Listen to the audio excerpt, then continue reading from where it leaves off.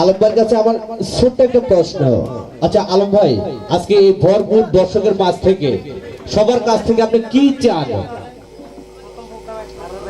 সম্মানিত উপস্থিতি, সবাইকে অনেক ধন্যবাদ। আশা করি আপনারা সবাই এনজয় করেছেন, আর আপনাদের সাথে সাথে আমিও এনজয় করেছি। অফকোর্স এখানে যারা ছিল রঙ্গমলার উপস্থিতি, রঙ্গমলার শিল্পী যারা, আমি অনেক বেশি এনজয় করেছি। আপনাদের কাছ থেকে আমার যেটা চাওয়া সেটা হচ্ছে আপনারা সবাই আমার জন্য দোয়া করবেন, আমার ফ্যামিলির জন্য দোয়া করবেন।